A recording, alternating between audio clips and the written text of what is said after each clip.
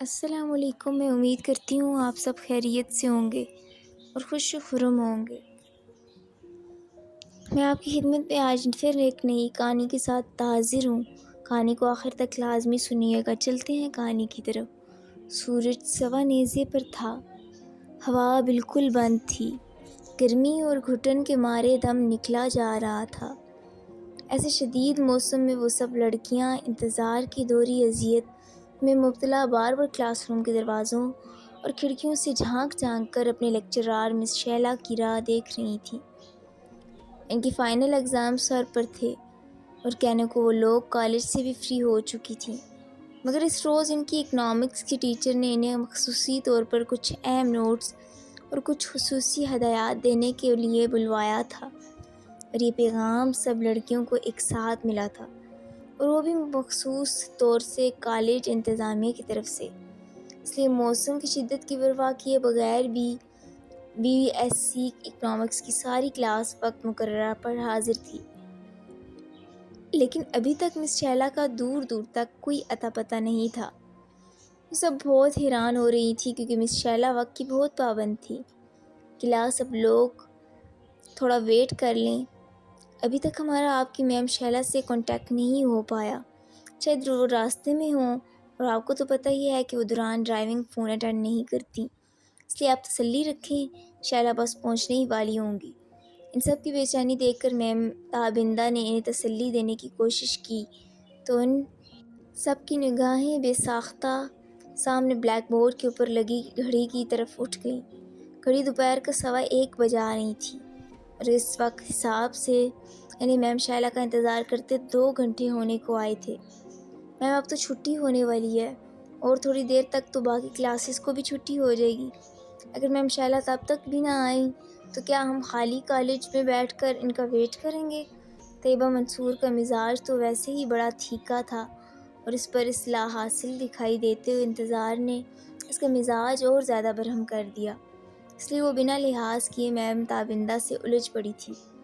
نہیں، ایسا نہیں ہوگا، میری ابھی شیلا کی فادر سے بات ہوئی ہے، انہوں نے بتایا کہ وہ کافی دیر ہوئی گھر سے کالج کے لیے نکل چکی ہیں، ہو سکتا ہے راستے میں ٹریفک میں پھنس گئی ہوں، یا پھر کوئی اور پرابلم بھی ہو سکتا ہے، اس لیے میں آپ سے کہہ رہی ہوں کہ پریشان مت ہوں، شیلا بس تھوڑی دیر میں ہی پہنچنے والی ہیں۔ میم تابندہ نے اپنے مخصوص نرم انداز سے طیبہ کے ساتھ ان سب کو تسلی کروائی اور کلاس سے باہر کی راہ لی۔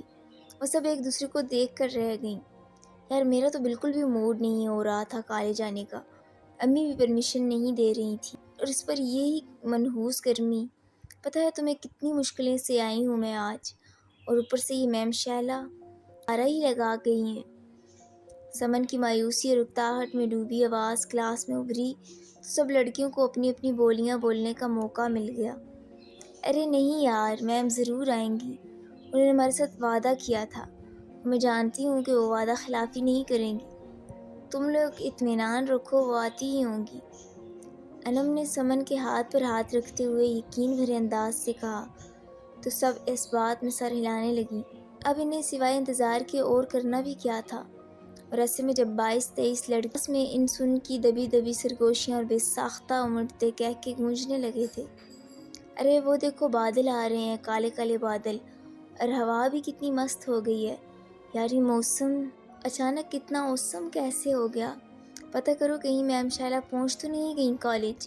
سب اپنی اپنی باتوں میں مگن تھی کہ کھڑکی کے پاس بیٹھے نوبیہ کی نظر باہر پڑی تو وہ تیزی سے رنگ بدلتے موسم کو دیکھ کر چلا اٹھی۔ اس کی چہکتی آواز نے سب لڑکیوں کی توجہ باہر کی طرف مبذول کروا دی۔ اب ساری لڑکیاں خوش دکھائی دینے لگیں۔ آسمان پر کالے بادل بڑی تیزی سے پھیل رہے تھے، اور اس بھی زیادہ تیزی سے ہوا چلنے لگی تھی۔ دیکھتے ہی دیکھتے پورا آسمان بادلوں سے بھر گیا۔ کالے سیاہ بادلوں نے دن کی ساری روشنی نگل لی تھی، ہر طرف گہرا اندھیرا سا پھیل گیا۔ اس اوسم موسم نے دیکھتے ہی دیکھتے جیسے قیامت کا روپ دھار لیا تھا۔ کلاس کی سب بچیاں حیرت اور خوف سے لمحہ بلمحہ رنگ بدلتے آسمان کو دیکھ رہی تھیں۔ تیز ہوا کالج کی دیواروں کے ساتھ سر پٹکتی، سیٹی جیسی تیز آواز میں شور مچاتی ادھر سے ادھر بھاگتی پھر رہی تھی۔ گراؤنڈ اور لان میں لگے درخت اور پودے ہوا کے ان زوردار تھپڑوں کو بڑی ہمت سے سہتے تیز تیز جھوم رہے تھے۔ کھڑکیاں بند کر دو، ساری لائٹس آن کر دو اور کلمہ طیبہ کا ورد کرو۔ یہ بڑا خوفناک طوفان ہے، دعا کرو کہ اس کا زور جلدی ٹوٹ جائے، ورنہ ہم سب کسی نہ کسی بڑی مصیبت میں پھنس جائیں گے۔ فاطمہ اور انم حافظ قرآن تھیں، انہوں نے ہمت کی اور اٹھ کر کمرے کی ساری کھڑکیاں بند کرنی شروع کر دیں۔ ساتھ ساتھ وہ کلمہ بھی پڑھتی جا رہی تھیں۔ انہوں نے باقی لڑکیوں کو بھی یہی تلقین کی، مگر چند ایک لڑکیاں جو کہ ان کے گروپ کی تھیں، ان کے سوا اور کسی نے بھی ان کی تاکید پر عمل نہیں کیا اور خوفزدہ نگاہوں سے باہر دیکھتے ہوئے رونا شروع کر چکی تھی۔ اللہ، اب کیا ہوگا؟ ہم گھر کیسے جائیں گی؟ میرا تو گھر بھی اتنا دور ہے اور مجھے جانا بھی اکیلے ہی پڑتا ہے، اور آج تو لگتا ہے کہ رکشہ ٹیکسی بھی نہیں ملے گا۔ یا اللہ، میں کیا کروں اب؟ سمن موسم کے بگڑتے تھے اور دیکھ کر سب سے زیادہ پریشان ہو رہی تھی۔ اس کا گھر واقعی بہت دور تھا، اور دور تو مس شیلا کا گھر بھی تھا، بلکہ وہ دونوں ایک ہی علاقے میں رہتی تھیں، بس سیکٹر الگ الگ تھے۔ اسی وجہ سے چند ایک بار وہ میم شیلا سے لفٹ بھی لے چکی تھی۔ اچانک اتنی ہوا ہوئی کہ ہر چیز اڑنے لگی۔ ابھی وہ لوگ بادلوں اور بجلی کی کڑک سے ہی سنبھل نہیں پائی تھیں کہ ایک اور حادثہ ہو گیا۔ اچانک ایک چھناکے کی آواز آئی اور کمرے کی ساری لائٹس اسپارک ہونے لگیں۔ وہ بری طرح ڈری سہمی خوفزدہ انداز سے لائٹس کو دیکھنے لگیں، اور پھر ایک اور جھٹکا لگا اور ساری لائٹس اپنے آپ بجھ گئیں۔ اب ان لڑکیوں کی آواز بھی نہ نکل سکی، وہ ساری اس قدر خوفزدہ ہو چکی تھیں کہ ان کی قوت گویا ختم ہو کر رہ گئی تھی۔ وہ دل ہی دل میں پچھتا رہی تھیں کہ وہ کالج کیوں آئیں۔ اتنے میں پروفیسر صاحب آئے۔ بیٹا، آج آپ کا جانا کیا بہت ضروری ہے؟ پروفیسر صاحب کے انداز میں ایک عجیب طرح کی بے چینی اور پریشانی تھی، جسے محسوس کر کے وہ ہلکا سا مسکرائی تھی۔ جی بابا، یقین کریں اگر ضروری نہ ہوتا تو میں کبھی آپ کو اس طرح چھوڑ کر نہ جاتی، مگر کیا کروں، میری بھی مجبوری ہے۔ میں نے کمٹمنٹ کر رکھی ہے، اور آپ نے ہی تو سکھایا ہے کہ وعدہ کسی حال میں نہیں توڑنا چاہیے، جان ہی کیوں نہ چلی جائے۔ وعدے نبھانے کی پوری کوشش کرنی چاہیے۔ اس نے مسکرا کر انہیں تسلی دی تھی، مگر پروفیسر صاحب کے دل کو قرار نہیں آ رہا تھا۔ وہ عجیب سی بے چینی محسوس کر رہے تھے، جیسے ان کی کوئی بہت قیمتی چیز ان سے چھن جانے والی ہو۔ وہ تو ٹھیک ہے بیٹا، مگر جانا کیوں؟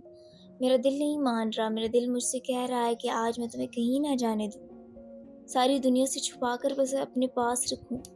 بابا، آپ کیوں پریشان ہو رہے ہیں؟ میں بہت جلد آ جاؤں گی، بس ایک پیریڈ ہی تو لینا ہے، اور وہ بھی ایک ہی کلاس کا۔ بس میں یوں گئی اور یوں آئی، اب تب تک کوئی بک پڑھ لیں یا پھر کوئی ٹاک شو دیکھ لیں، اس طرح آپ کا دل بھی لگا رہے گا اور میں اپنا وعدہ بھی پورا کر لوں گی۔ اور وہ چلی گئی۔ کافی ٹائم بعد فون کی آواز بجی۔ پروفیسر صاحب جانے کب تک خود فراموشی کے عالم میں بیٹھے رہتے کہ ان کے قریب رکھے موبائل کی گھنٹی بجی۔ اس گھنٹی کی آواز کو سنتے انہوں نے فوراً فون کو اٹھایا۔ السلام علیکم سر، شیلا ابھی تک کالج نہیں پہنچی، اس کے اسٹوڈنٹ اس کا بے صبری سے انتظار کر رہی ہیں، وہ میرا فون بھی نہیں اٹھا رہی۔ وہ آ رہی ہیں نا سر؟ ان کے ہیلو کے جواب میں ایئر پیس سے ابھرنے والی آواز نے ان کے ریس سے اوسان بھی خطا کر ڈالے تھے۔ ریسیور ان کے ہاتھ سے چھوٹ گیا۔ وہ بے چینی سے اٹھنے کو تھے کہ ان کی نگاہ سامنے چلتے ٹی وی پہ پڑی، اور وہ جہاں کی تہاں بیٹھے کے بیٹھے رہ گئے۔ اسکرین پر بریکنگ نیوز چل رہی تھی، اور وہ یہ نیوز تھی جس کو دیکھنے اور سننے سے پہلے وہ مر جانا پسند کرتے، مگر ان کی قسمت کے انہیں اپنے پورے ہوش و حواس میں یہ خبر سننی پڑ گئی، اور نہ جانے اندھیرے میں ڈوبی تاریک کلاس میں برف جیسی ٹھنڈک پھیل چکی تھی، ایسی ٹھنڈک جیسے کسی مردہ خانے میں ہو سکتی تھی۔ اندھیرے کی وجہ سے ہاتھ کو ہاتھ تک تو پہلے ہی سجائی نہیں دے رہا تھا، یہ روح تک منجمد کرتی ہوئی ٹھنڈک انہیں ہراساں کر رہی تھی۔ وہ سب دل ہی دل میں رب کو یاد کرتی، اپنے کردہ نہ کردہ گناہوں کی معافی مانگتی، کسی معجزے کی منتظر تھی۔ کسی کی سمجھ میں کچھ نہیں آ رہا تھا کہ یہ کیا ہو رہا ہے۔ ارے وہ دیکھو میم شائلہ آ گئیں۔ پچھلی سیٹوں پر بیٹھی کچھ لڑکیوں کی نگاہیں ٹیچرز کے چیئر پر پڑی تو انہوں نے بے ساختہ چلا کر ساتھ والیوں کو بھی آگاہ کیا تھا۔ ان کی خوشی سے بھرپور آواز نے جیسے سب کے چہروں پر خوشی کی لالی دوڑا دی تھی۔ سب نگاہیں ایک ساتھ مس شائلہ کو دیکھ کر سب کی جان میں جان آئی تھی۔ تھینکس گاڈ میم کہ آپ آ گئیں۔ ہم تو بہت پریشان ہو گئے تھے کہ شاید اتنے شدید طوفان میں آپ نہ آ سکیں اور ہمارا آج کا وزٹ بیکار ہی چلا جائے، انم نے میم کو دیکھتے ہوئے کہا تو ساری کلاس بعد میں سر ہلانے لگی۔ سر جھکا اٹھا کر انم کو دیکھا تو انم کو ایک عجیب سا احساس ہوا۔ میم کے انداز بہت بدلے ہوئے تھے، ان کے چہرے پر پھیلی سنجیدگی اور بے رونقی کا احساس بہت عجیب سا تھا۔ وہ تو بہت خوش اخلاق اور ملنسار طبیعت کی مالک تھیں۔ انم کی نگاہ جیسے ہی ان نگاہوں سے ملی وہ جہاں کی تہاں کھڑی کی کھڑی رہ گئی۔ اسے ایسے لگ رہا تھا کہ وہ کسی غیر مرئی طاقت کے زیر اثر آ چکی ہے۔ میم شائلہ نے کوئی بھی جواب دیے بغیر ایک فائل اس کی طرف بڑھائی۔ انم چلتی ہوئی ان کے قریب گئی اور فائل ان سے لے لی۔ یہ بہت ضروری نوٹس ہیں، انہیں بلیک بورڈ پر لکھو اور سب کو کہہ دو کہ انہیں اتار لیں۔ اگر تم لوگوں نے یہ 30 سوال اچھی طرح تیار کر لیے تو بہت اچھے مارکس کے ساتھ پاس ہو جاؤ گے۔ لو اپنا کام شروع کرو اور جلدی کرنا، میرے پاس وقت بہت کم ہے، میں بہت مشکل سے مہلت لے کر آئی ہوں، جلدی کرو اب۔ یہ آواز بھی میم شائلہ کی تھی۔ عجیب سرسراتی ہوئی دھیمی سی آواز، جیسے کوئی نیند کے عالم میں بول رہا ہو۔ انم کی ہمت نہیں ہو رہی تھی کہ وہ دوبارہ شائلہ کے چہرے کی طرف دیکھے۔ اس نے اوپر سے چاک اٹھایا اور اسے بورڈ کی طرف بڑھ گئی۔ پوری کلاس اس صورتحال پر حیران و پریشان ہوتی ہوئی اپنے رجسٹر کھولنے لگی تھی۔ جلد ہی انم نے بلیک بورڈ پر سوالات لکھنا شروع کر دیے۔ سب لڑکیاں پورے انہماک سے وہ سوال اتارنے میں مصروف ہو چکی تھیں۔ جیسے جیسے وقت گزرتا جا رہا تھا میم شائلہ کی بے چینی بڑھتی جا رہی تھی، اور پھر جیسے ہی انم نے آخری سوال بورڈ پر لکھا، میم شائلہ اپنی جگہ سے اٹھ کھڑی ہوئیں۔ ساری کلاس نے ان کے احترام میں ان کے ساتھ ہی کھڑی ہو چکی تھی، مگر میم نے کسی کی طرف بھی نہیں دیکھا اور جیسے خواب کے عالم میں چلتی ہوئی دروازے کی طرف بڑھ رہی تھی۔ میم آپ کی فائل شائلہ دروازے کے قریب پہنچ چکی تھی کہ انم جیسے ہی ایک جھٹکے سے ہوش میں آئی تھی، اس کی نظر اپنے ہاتھ میں پکڑی فائل پر پڑی تو وہ بے ساختہ اسے پیچھے سے پکار بیٹھی کہ تم رکھ لو، اب اس کی مجھے کوئی ضرورت نہیں۔ وہ وہیں کھڑے کھڑے ذرا سی پلٹی تھی۔ اس کی آنکھوں کی ویرانی پہلے سے زیادہ بڑھ چکی تھی۔ ہلکا سا مسکرائی، اس کی مسکراہٹ میں گہرا کر تکلیف جھلک رہی تھی۔ اور ہاں، میں وعدہ خلاف نہیں ہوں، سب کو بتا دو کہ میں اپنا وعدہ پورا کر دیا، کسی کو لارا نہیں لگایا۔ مجھے اپنے بچیوں کا فیوچر کل بھی عزیز تھا اور آج بھی عزیز ہے۔ انم تم نے سنا کچھ؟ تمہاری میم شائلہ کی ڈیتھ ہو گئی۔ وہ آخری پیپر دے کر باہر نکلی تو سامنے سے آتی کنزا سے ٹکرا گئی۔ کنزا ان کی کلاس فیلو ضرور تھی، مگر اس کی سبجیکٹ دوسرے تھے، اس لیے ان کی سلام دعا تو ضرور تھی، مگر گہری دوستی کبھی بھی نہیں رہی تھی۔ اور اب اس کے منہ سے یہ ہولناک خبر سن کر انم کے ہاتھوں سے چیزیں گر گئی تھیں۔ کیا یہ تم کہہ رہی ہو؟ کنزا میم شائلہ کی ڈیتھ کب اور کیسے؟ اور ہمیں کیوں پتہ نہیں چلا اس بات کا؟ انم کے پیچھے پیچھے سمن، طیبہ، فاطمہ اور ارم بھی آ کر کھڑی ہو گئی تھی اور ڈوبتے دلوں اور اڑتے حواسوں کے ساتھ اس سوال پر سوال کیے جا رہی تھی۔ لو، مجھے کیا پتا کہ یہ واقعہ کب پیش آیا، یہ تو میں نے میم تابندہ کو میم فاخرہ کے ساتھ باتیں کرتے سنا تھا، تو سوچا کہ تم سے کنفرم کرتی ہوں۔ بھائی آخر کو تم لوگوں کی تو فیوریٹ میم تھی نا وہ، تم لوگوں کو تو پتہ ہونا چاہیے تھا، اس نے حیرت کا اظہار کرتے ہوئے کہا۔ تو سب ایک دوسرے کا منہ دیکھنے لگی۔ چلو ہم ابھی میم تابندہ سے پوچھتے ہیں چل کر، شاید کنزا کو کوئی غلط فہمی ہوئی ہوگی، سمن نے اسٹاف روم کی طرف قدم بڑھاتے ہوئے کہا۔